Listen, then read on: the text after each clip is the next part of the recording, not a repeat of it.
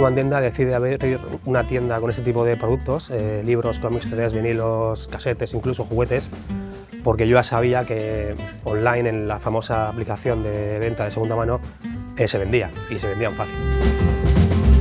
Yo llevaba ya mucho tiempo pensando en el proyecto y lo que me tiraba un poco para atrás era que no encontraba un local a buen precio y bien situado.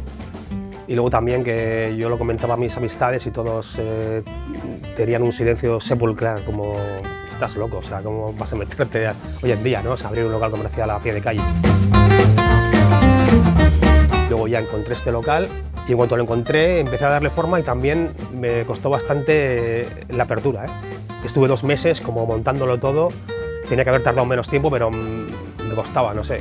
Como nunca había tenido un local comercial, nunca había sido autónomo ni nada, estaba un poco tímido.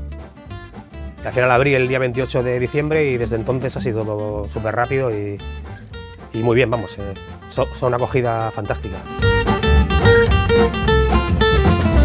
Yo creo que lo que más diferencia de Subandenda como librería de segunda mano es que puedes encontrar, hay una gran sección de libros de cine que no se encuentra en otras tiendas de segunda mano en Bilbao. De música también tengo una sección bastante importante y ahora tengo mucho vinilo, vinilos, CDs, ensayo, ciencia, arte y narrativa también. Es que todo lo que tengo diría yo que es bueno.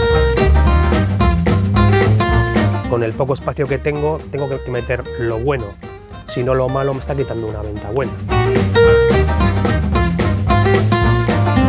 Cuando abrí, la gente no sabía que yo compraba. Ahora, por ejemplo, estoy comprando muchísimo en tienda. Antes tenía yo que moverme, ir a mercadillos, a ferias, a otras tiendas de segunda mano, franquicias que hay en Bilbao. Pero ahora ya estoy dejando eso porque ya están conociendo, este segundo año ya me están conociendo y estoy comprando en tienda una barbaridad. Y muchas mejores cosas que las que yo encontraba buscando por ahí.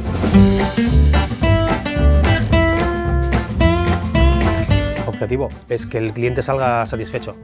O sea, que cuando el cliente entre aquí, porque es un espacio muy pequeño, que todo el cliente que entre que encuentre algo, o sea, el libro que está buscando.